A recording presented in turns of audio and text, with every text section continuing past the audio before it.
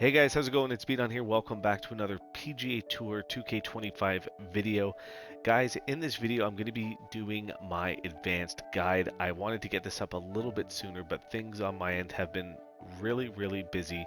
But anyways, guys, here it is. So if this video does help, like always, hit that like button, subscribe to the channel.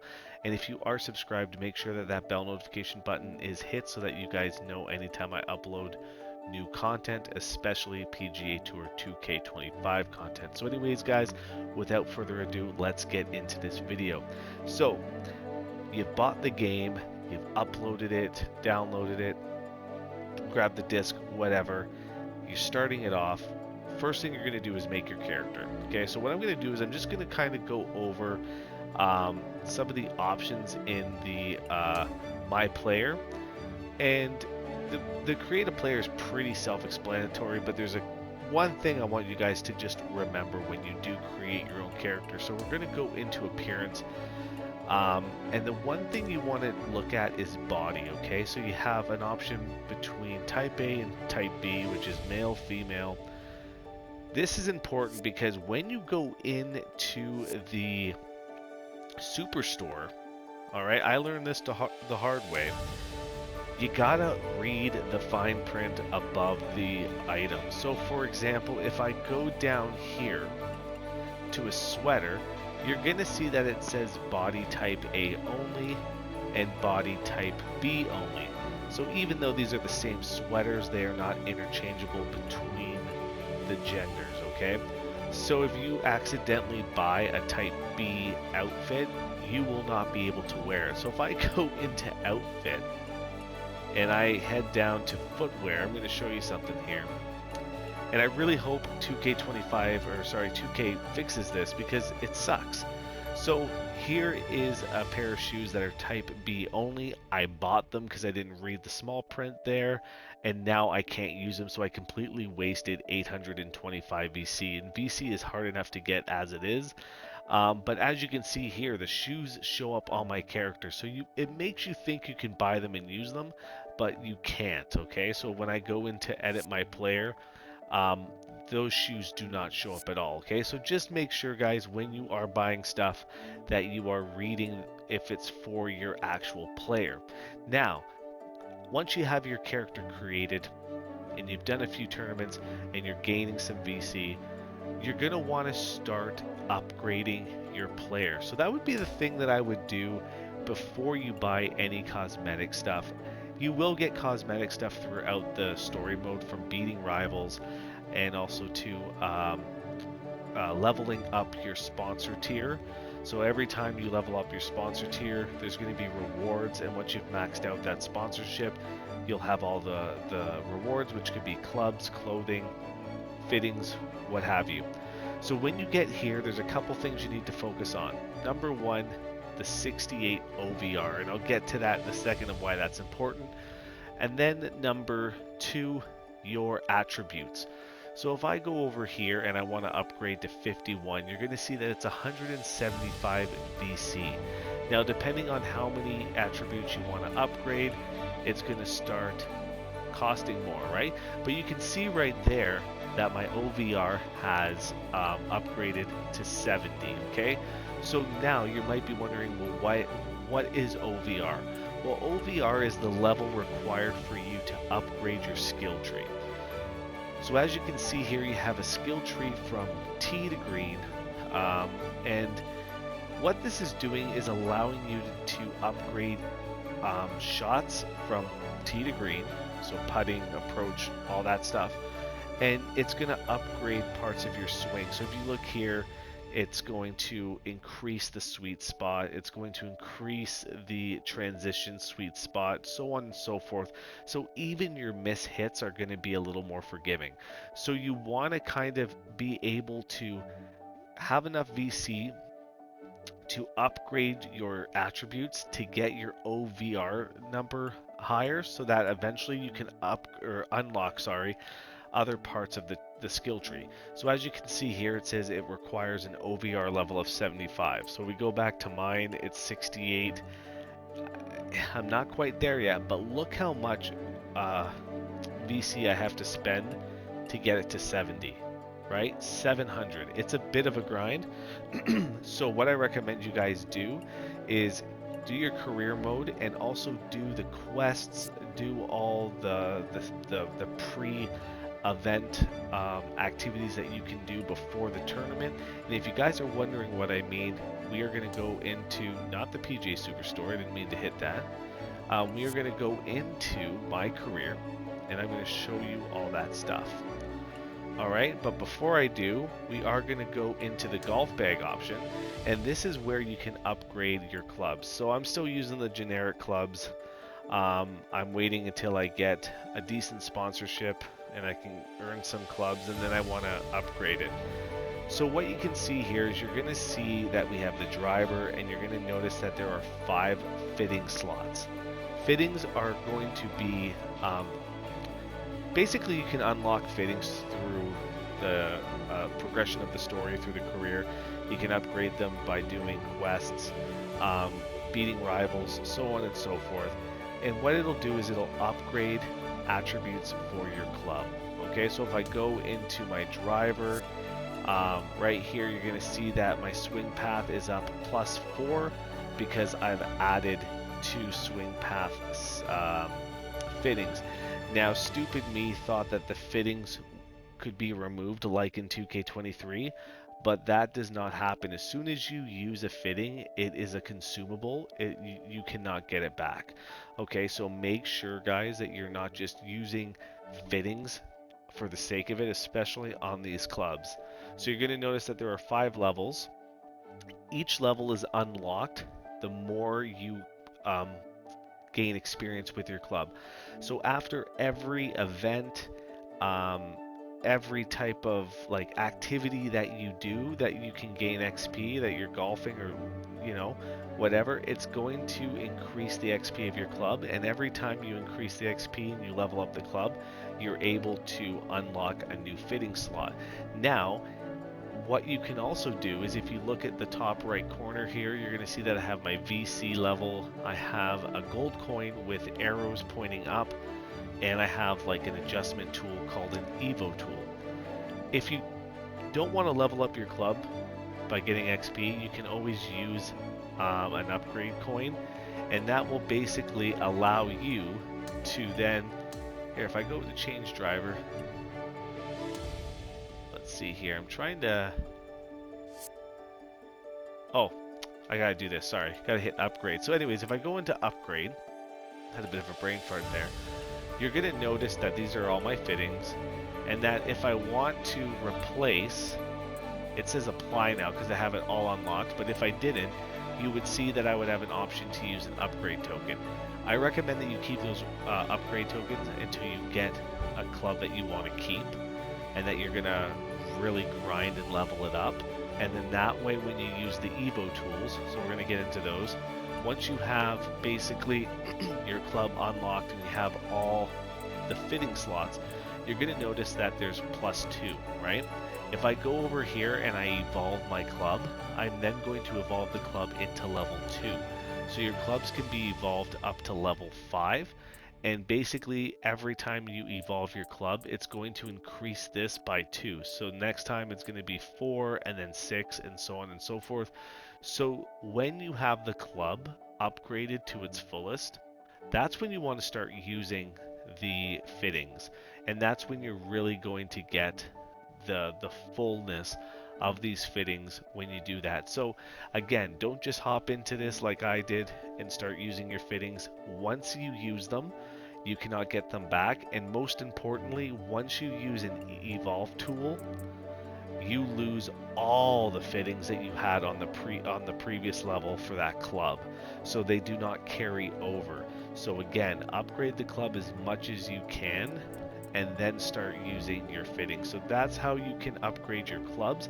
Last thing I'm going to say is different from 2K23 is that you cannot upgrade a single club.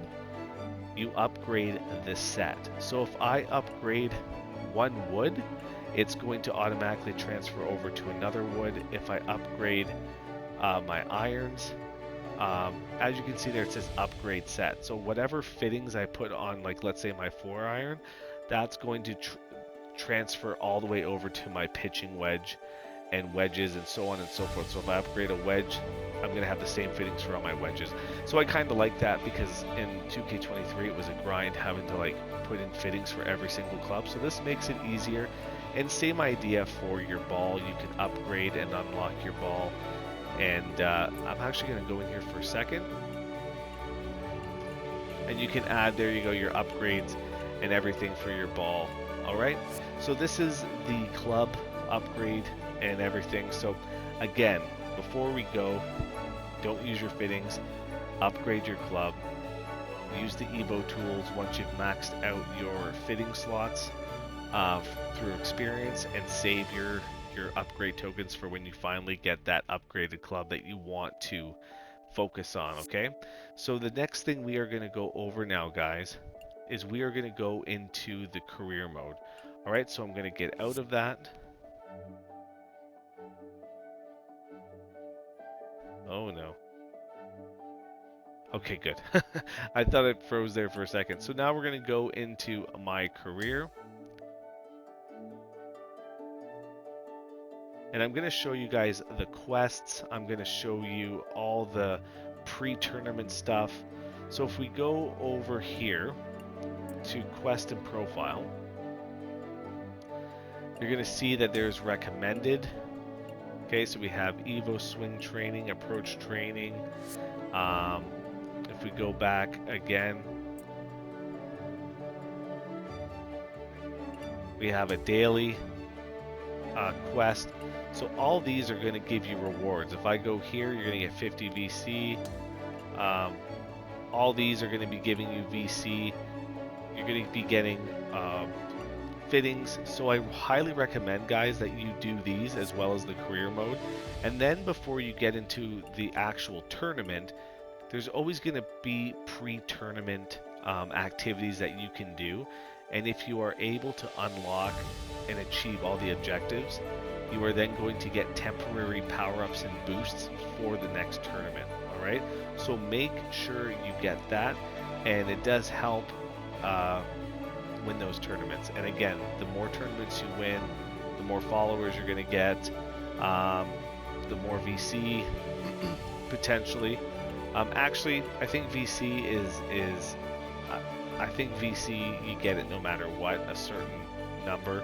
But if I'm mistaken, let me know in the comment section below. I haven't really paid attention to the number of VC I get after a round.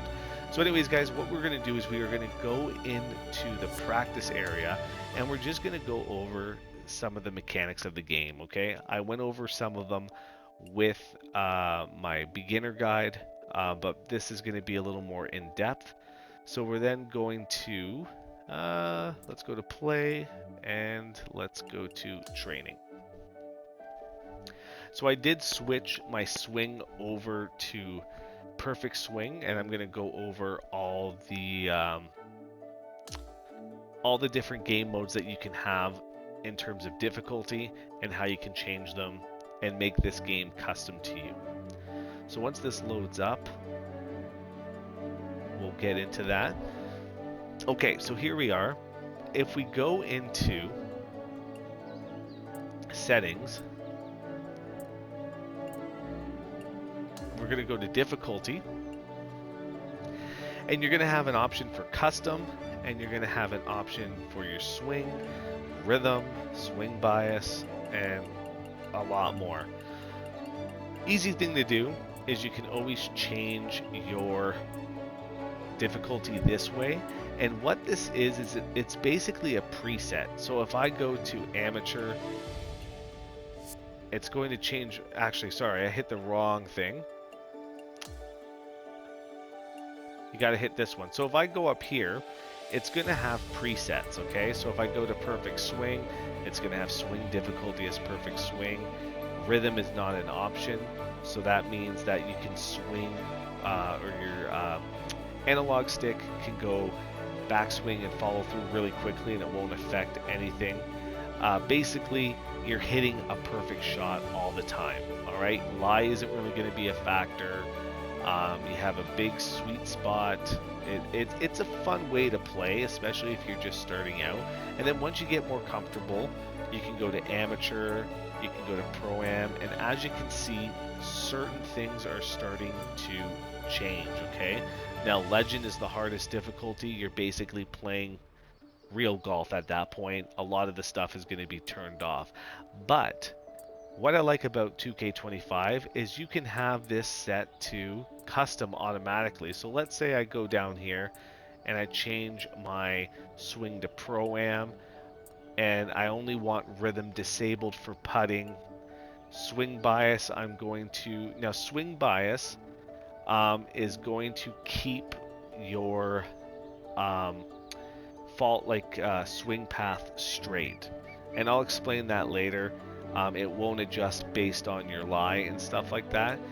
We got the swing context, vibration, lie range, right? And you can turn anything off that you want, but there is a cost. Your multiplier will go down. So if we go all the way back here to legend, you'll see that you're going to get a 1.68 multiplier for XP. And if we start turning things on or removing them, right? Here, if I go up here to unlimited, see it's at 1.26, I take it off, 1.31. So you guys can fiddle with it how you want it. You can customize it the way you want it, and you can find a nice medium.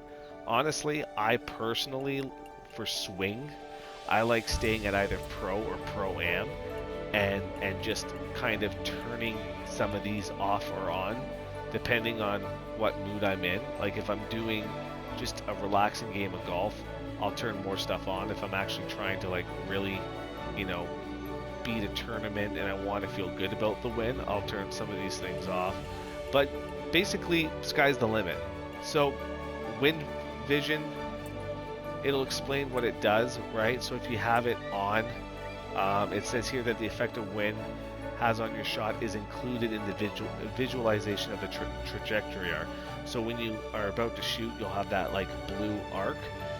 Where it's telling you your ball's going to go, it means it's already factored in the wind, so you don't have to do that. But then if you turn it off, then the wind will appear at the top of your screen, and you're going to have to kind of figure it out. So I'm not going to explain all of these because they're all listed there, but you guys can have a read and figure out which ones work for you and which ones don't. All right, so now that we're in here, just for the sake of display, I'm just going to kind of, we'll keep it at Pro-Am difficulty.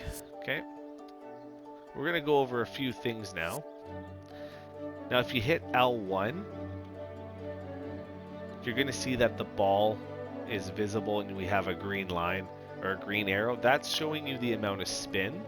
And then if I use my left analog stick, bringing that down, it's going to give me more backspin, so the arrow is quicker. And again, the right analog stick will show your attack angle. So if I go forward, I'm going to put more front spin on it. If I put the attack angle as down, it's going to increase the backspin and shoot it more higher. So I didn't go into why you might want to hit a higher shot, but I'm just going to shoot a normal drive here, and I'm just going to kind of show you how that'll look. Okay, so it was a little bit off, but still would have landed in play. Okay, so we hit 174. If I were to hit this lower and put more front spin on the ball, you're going to notice that it's going to change the sweet spot now. Okay, so now there is a bit of, what's the word I'm looking for? A trade-off, but it's a negative trade-off. So it's like you're going to get a shot that's going to, you know, help you with the wind, but you're going to get less of a sweet spot. So you want to make sure that you keep it in the middle as best as possible. There we go. And there, I went to 278. Now, keep in mind, there's also 9-mile-an-hour winds here.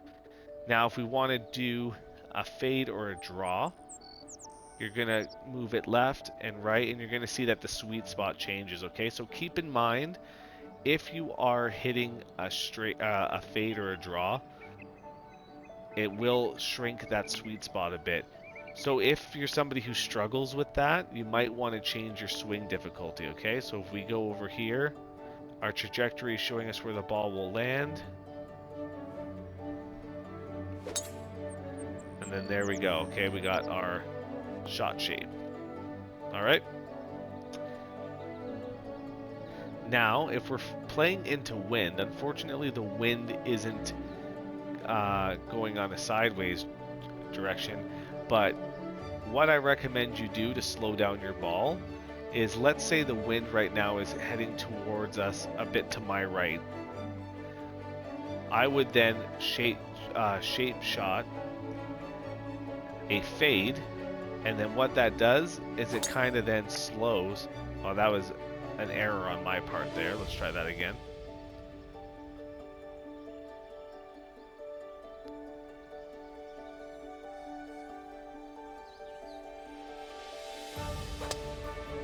Oh my Lord Jesus. Let's try this one more time. There we go.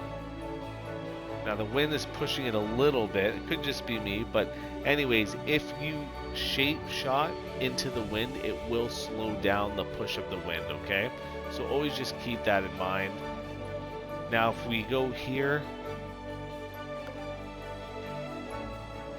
okay, we're going to use this green as an example. I got a 5-wood here. Again, we can do some spin.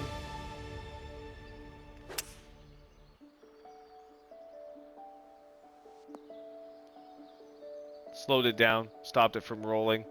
Last thing we're going to discuss is the percentage meter, okay? So if we are using our right analog stick to move up, it's going to tell you how much you need to hit, okay? And then that little circle as it goes in and out, that's showing you kind of the sweet spot for your rhythm and transition, all right? So if you have rhythm on, you want to make sure that you pay attention to what the game's telling you you're screwing up on. So if I swing,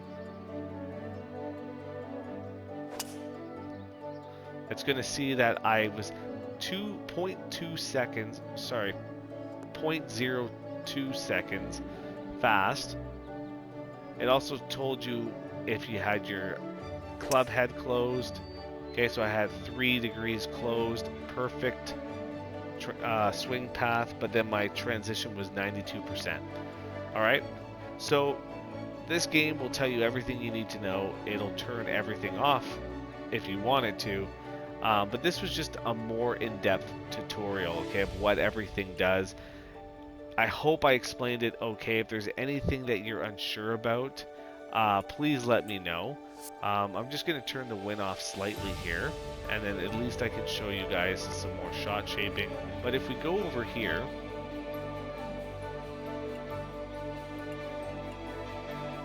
go to settings. Now you can change these settings anytime you want during a tournament. If I go to perfect swing, I'm just going to show you how perfect it is, because if you guys are like new to it, if I want to hit a shot shape, I can be totally off and it's still gonna work. It's a bit of cheating. Obviously I don't recommend doing it if you want to get that experience, like that golf experience, but honestly the best tip I would give any of you is have fun with the game. Don't stress over making it hard. Just have fun getting comfortable with it, seeing what everything does, and then go into, the harder difficulties. But anyways, guys, I hope I explained stuff well. If there's anything you're unsure about, please let me know in the comment section below. And again, guys, if this video did help, please leave a like, subscribe to the channel, and I will see you guys shortly with some more 2K25. Take it easy, guys, and take care.